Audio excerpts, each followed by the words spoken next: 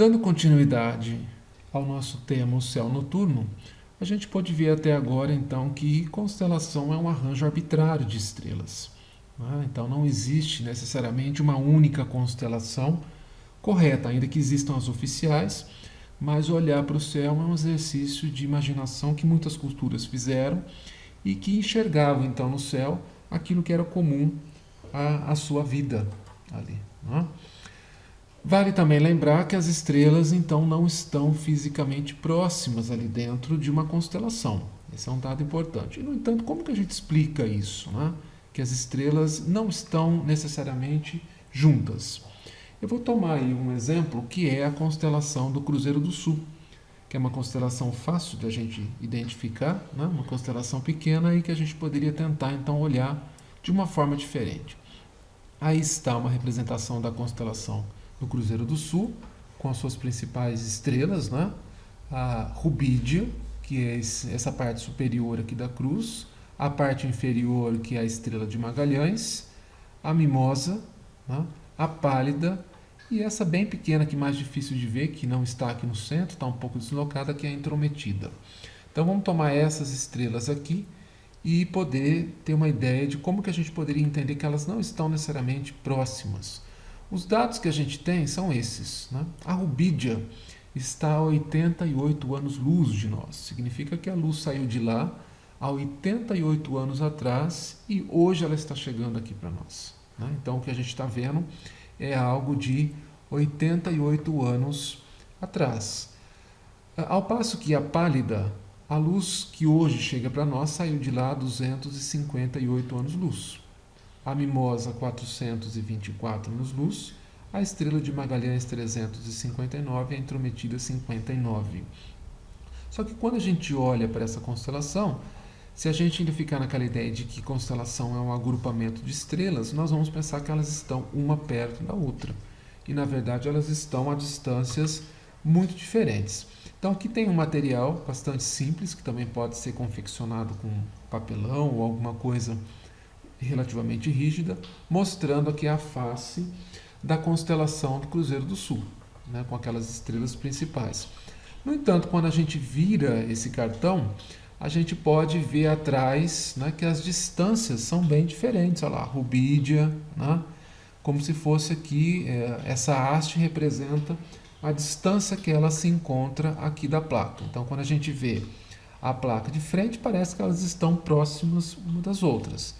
Mas quando a gente vê a distância que elas estão, de fato elas são bastante diferentes. Esse material aqui é feito pelo professor Trogelo, tem aqui o e-mail dele. Mas, enfim, é possível você confeccionar alguma coisa com essa escala, usando papelão ou alguma coisa nesse sentido. Aqui a gente pode ver uma representação da constelação do Cruzeiro do Sul no polo astronômico no Parque Tecnológico de Itaipu.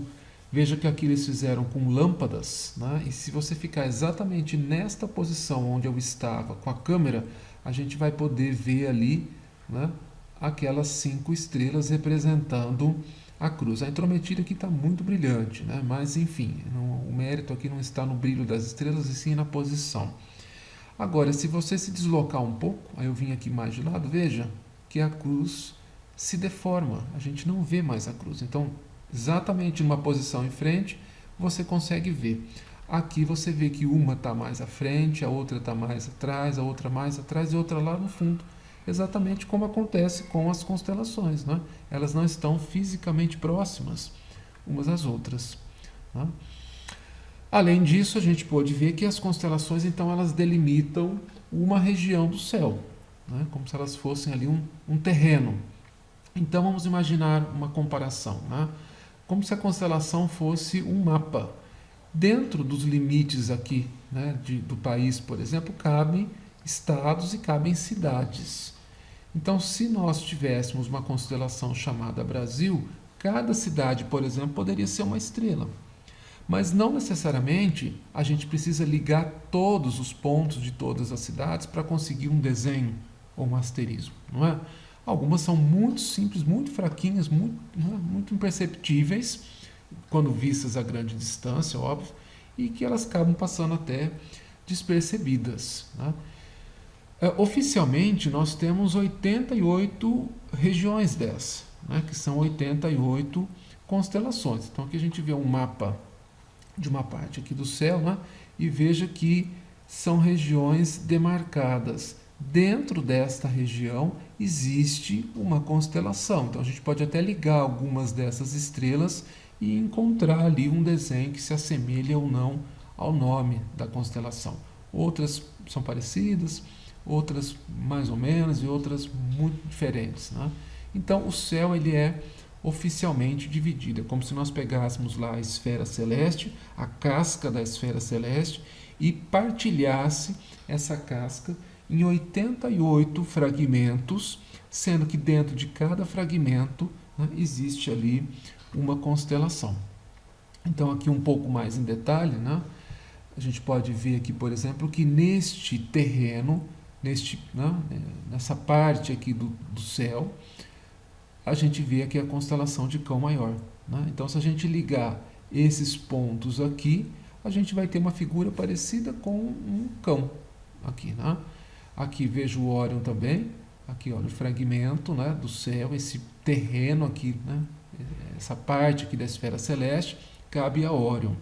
Mas perceba que há muitas outras estrelas ali que não estão fazendo parte da ligação, né, dos pontos aqui que dá aquela imagem do caçador. Mas essas estrelas aqui também pertencem a Órion. E tudo mais que a gente olhar por esta janela, tudo isso pertencerá a Órion. Então, se a gente apontar o telescópio para cá, que é uma região aparentemente escura, mas se a gente apontar um telescópio, a gente vai ver que há estrelas aqui que a olho nu a gente não consegue perceber. Elas também pertencem a Órion. É como se você tivesse um terreno e você sabe o que tem naquele terreno ali na superfície. Algumas árvores, uma casa, tudo aquilo pertence ao terreno.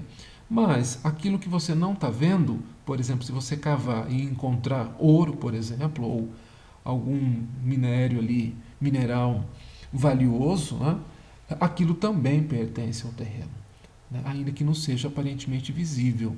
Então a constelação da mesma forma, é como se fosse uma janela através da qual a gente olha o espaço. Tudo aquilo que couber e acontecer dentro daquela janela, né, a gente se refere à constelação. Então, se a gente tiver, por exemplo, uma chuva de meteoros acontecendo aqui, né, a gente vê os meteoros saindo por aqui, a gente vai dizer que essa chuva de meteoros está na constelação de Cão Maior. Mas tem a ver com as estrelas aqui da constelação? Não. É a janela através da qual a gente olha o céu. Então, tudo que acontecer ali, o Sol pode passar pelas constelações. Ah, mas o Sol está lá, ele faz parte, ele faz parte do desenho? Não. Ele está, neste momento, passando neste terreno. Então, isso é importante a gente entender. 88 terrenos no céu. Tudo que acontece ali dentro, a gente vai se referir ao nome da constelação. E tudo que, de fato, estiver ao alcance ali através daquela janela, pertence àquela constelação. Está próximo às estrelas que fazem parte? Não, porque nem elas em si estão próximas, né? É meramente uma perspectiva que a gente vê.